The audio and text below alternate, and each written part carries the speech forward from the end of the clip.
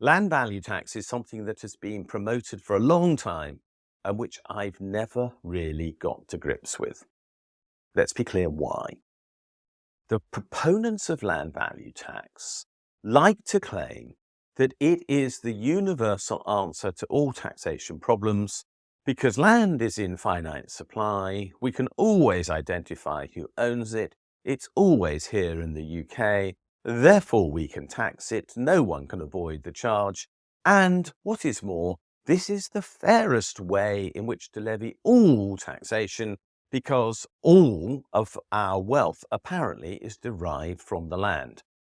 First of all, let me say, I don't think all of our wealth is derived from the land. I think a lot of our wealth is derived from our labour. There is no doubt that we use inputs from the land in that process, but to claim that somehow or other the only one of the factors of production that needs to be taxed is land is to me very odd. I also think it very odd that we claim that we do not need to tax labour, because if we were to do so, then I believe that the capacity of a government to raise revenue would be severely diminished, and I do wonder whether those who promote land value tax also have that agenda in mind. I don't believe it is possible to raise that much revenue from land. I also, in practice, have major problems with the ways in which land value taxation works. Let's be clear, land value taxation is not like a council tax. Council taxes, as all those who pay them in the various countries of the UK, and each has a different system, will know are quite conceptually difficult. For example, in England, where most people will be paying council tax inside the UK, land values haven't been re-rated since 1992, which is pretty absurd because, for example, the house in which I am recording this video was built in 2003, but it does nonetheless have a 1992 valuation for council taxation purposes, which doesn't really make sense. But land value taxation makes this problem with valuation even more difficult to understand. Land value taxation is not charged on the value of a property, which most of us can pretty much get our head around. There is a fairly identifiable price for most properties in the UK without too much difficulty now being required to establish it. I can go on to Rightmove or Zoopla and get a fair idea of what my house is worth. But that is not what land value taxation charges to tax. Land value taxation charges the rental value of the land underneath the property, and that is something quite different. The purpose of this is to create a charge to tax that is on the value of the land, whether or not there is a building on it. In other words, what you're trying to charge is the land. But none of us really understand the difference between the value of our property and the value of the land on which it stands.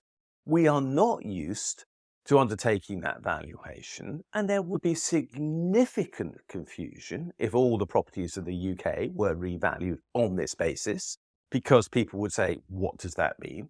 There would be enormous numbers of appeals against values as a consequence, and a feeling of disquiet as to what that value might be. And the charge to tax on this, let's be blunt, made up, guessed, assumed, estimated, use whichever words you will, value will be very hard. We've seen a recent proposal that has suggested it should be used to make good the shortfall that Rachel Reeves supposedly has in her budget of £22 billion a year. Increasing council taxes by £22 billion a year would put them up by maybe 50%.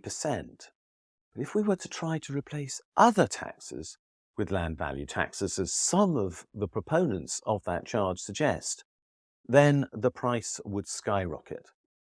Now, there's a lot of naive comment also made about land value taxation.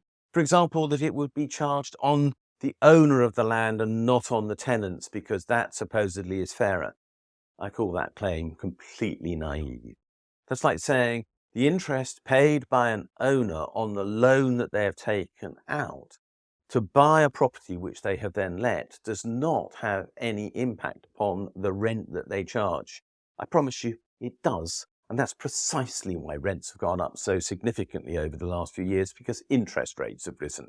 So the naive assumption that somehow or other a landlord will pay a tax and not pass it on inside the rent that they pass to a tenant is absurd. Let's ignore that. It's a stupid claim. But let's just go back to the substance of this. Can land value taxation really capture a fair charge that should be levied, or is there a better way of capturing that charge in some other way? Because what we're trying to capture is the value of land. Could we deal with that better by simply increasing the tax rate on rents? Why not? Because we could do that. For example, I have proposed that all rents should be subject to what is called an investment income surcharge of 15%, which would be, broadly speaking, the equivalent of applying a national insurance charge to them. And if that rent was received in a company, we could have a higher corporation tax charge instead. This will be a much easier way of capturing additional revenue from land. Could we also increase the rate of capital gains tax paid on the sale of land? Yes, of course we could. And could we have what is called a development land tax, which Labour tried at one time and which was abandoned by Thatcher long ago? A development land tax was a charge on the increase in the value of land when it moved from having no planning permission on it to having planning permission on it. In other words, part of that enormous increase in the value of land, which arises when planning permission is granted on it, would be taxed at that time. I think perfectly fairly. So, are there better ways than trying to create a whole new tax with a basis of valuation which would be entirely unknown, unproven, and incomprehensible to most people as the basis for a charge? Yes, I think there is.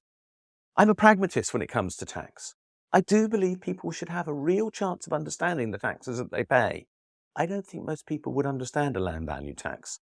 It's one of those taxes that looks wonderful on a theoretician's blackboard or inside a textbook, but which, when it comes to the real world, looks a bit rubbish, to be totally honest. I think there's good reason why we haven't tried it. I don't think we will be.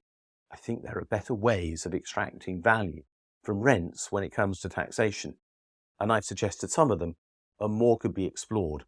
But land value tax is not, I think, going to be on anyone's agenda in the near future.